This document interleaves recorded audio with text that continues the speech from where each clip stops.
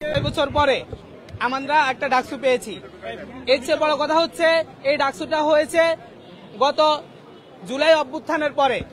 এই নির্বাচন থেকে আপনারা জানেন পুরা দেশে, শুধু ঢাকা বিশ্ববিদ্যালয় নয়, পুরা দেশের মানুষ তাকিয়ে আছে।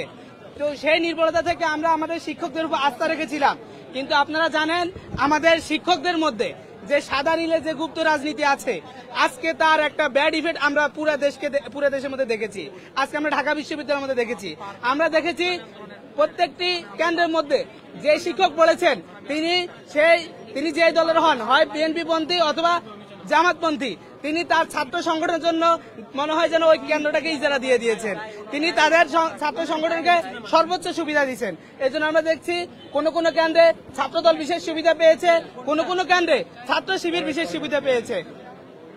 এরপর আমরা দেখতে পেয়েছি একেবারেই শুরুতে আমাদের এজেন্টকে বের করে দেওয়া হয়েছিল। আমাদের ল্যাবরেটরি যে স্কুল ছিল ওখানে যখনই আমাদের এজেন্ট গিয়েছে তারা নির্ধারিত 10 জনের লিস্ট দিয়েছে এবং তারা রাত্রে সেটা নির্ধারণ করেছে। আমরা বলেছিলাম কিসের ভিত্তিতে নির্ধারণ করেছেন? আমরা সেখানে দেখেছি এই 10 জনের মধ্যে 6 জন ছিল ছাত্র দলের, বাকি একজন ছিল বাক্সাসের এবং অন্যান্য স্বতন্ত্র প্রার্থীর, কিন্তু আমাদের এজেন্টকে থাকতে দেওয়া হয়নি। পরে আমরা সেটার জন্য আমাদের প্রধান নির্বাচন কমিশন তাকেও জানিয়েছি, যিনি ওখানে ছিলেন তাকেও জানিয়েছি, কিন্তু আমাদের এই বিষয়টা সলভ করতে করতে তারা প্রায় দুপুর গড়িয়ে বিকেলে এটা সলভ করেছেন। আমরা এর জন্য আমরা শিক্ষকদের নিরপেক্ষতার উপরে প্রশ্ন তুলছি। আমরা এর পাশে বলতে চাই যে শিক্ষকদের নিরপেক্ষতা যেহেতু তাদের ছিল না, পরবর্তী আমরা ভোট কাস্ট শেষে যে আমাদের এলইডি স্ক্রিন ছিল, আমরা ভাবছিলাম সেখানে হয়তো তারা নিরপেক্ষতা পরিচয় দিবে। আমরা দেখেছি এই যে আমাদের পাশে যে আজকে এখানে টিএসসি তে রোকেয়া হলের ভোট গ্রহণ করা হয়েছিল, সেখানে অনেকক্ষণ দীর্ঘক্ষণ যাবত এই এলইডিতে ভোটের যে বাক্সগুলো একটাও দেখা যায়নি এবং সেখানে তারা মেইনস্ট্রিম মিডিয়ার কোন মিডিয়াকে তারা ভিতরে ডাকেনি। সুতরাং আমরা আশঙ্কা করছি সেখানেও হয়তো ভোট কারচুপি হয়েছে। এর পাশাপাশি সবচেয়ে আমরা দেখতে পেয়েছি বিভিন্ন জায়গায় ভোট গণনার ক্ষেত্রে ছাত্র শিবিরের প্রার্থী যাচ্ছে তো তার জন্য দরজা খুলে দিচ্ছে। আপনারা দেখেছেন এখানে ছাত্র দলের প্রার্থী আবিদ অনেকক্ষণ চেষ্টা করছে, তাকে ঢুকতে দেওয়া হয়নি। আমরা অনেক জায়গায় গিয়েছি, আমাদেরকে ঢুকতে দেওয়া হয়নি।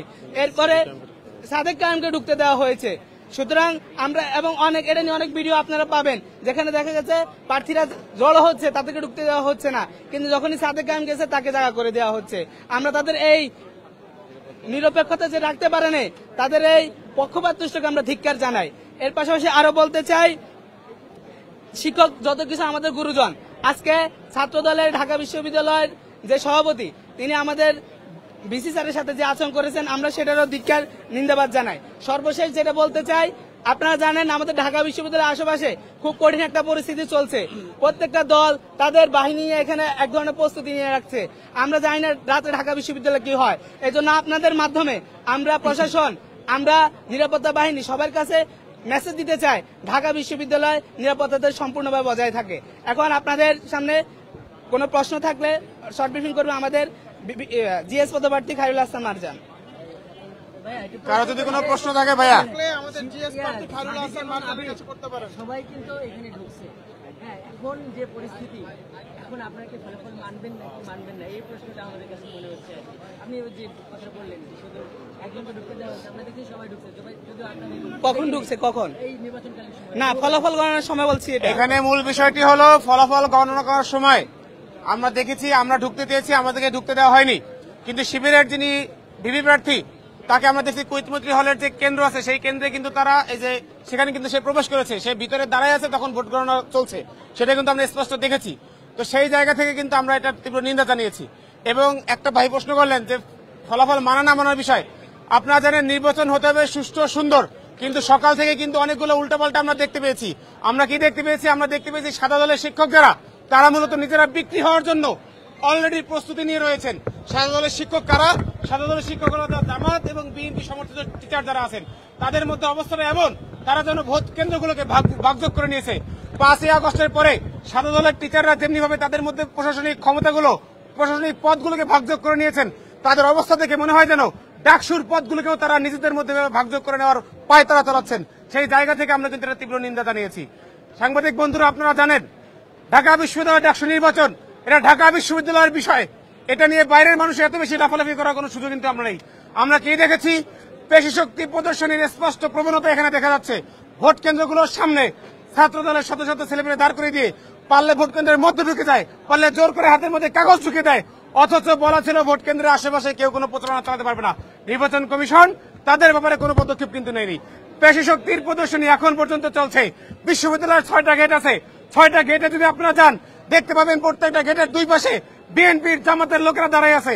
ভাবখানা এমন যেন ফলাফল তাদের পক্ষে না গেলে তারা হুড়হুড় করে ক্যাম্পাসের মধ্যে ঢুকবে। আমরা বলতে চাই, ঢাকা বিশ্ববিদ্যালয়ের শিক্ষার্থীরা এত চদুমধু হয়ে যায় নাই। চান্দুরা কেউ যদি আজকে ঢাকা বিশ্ববিদ্যালয়ের মধ্যে বহিরাগত কেউ যদি প্রবেশ করার চেষ্টা করে, ওই চান্দুদেরকে বলে রাখে নাই, ধরে ধরে প্রত্যেকটাকে ছিঁড়ে ফেলাবো ইনশাআল্লাহ। ঢাকা বিশ্ববিদ্যালয়ের শিক্ষার্থী, আমাদের সমস্যা, আমাদের নির্বাচন, আমাদের বিষয় আমরা বুঝবো। জাতীয় রাজনীতির কোন গুন্ডা পান্ডাকে এখানে আমরা আমন্ত্রণ জানাবো না। কোন চান্দুরা ঢোকার চেষ্টা করে, কোন শিক্ষার্থীর কাছে যদি একটা হামলা করা হয়, ভোট যাই হোক, রেজাল্ট আমরা আশা করছি এখন পর্যন্ত প্রশাসন ঠিক মতো দিবে। যদি উল্টাপাল্টা দেয় সেটার প্রতিবাদ ঢাকা বিশ্ববিদ্যালয়ের শিক্ষার্থীরা আমরা করবো। সাংবাদিক বন্ধুরা আপনারা আমাদের সাথে থাকবেন। কিন্তু বাইরের কোন গুন্ডা পান্ডা ক্যাম্পাসে যদি প্রবেশ করে, যেই দলের প্রবেশ করবে ওই দল সহ আমরা বঙ্গবন্ধু সেতু পাঠাবো ইনশাআল্লাহ। আর কোন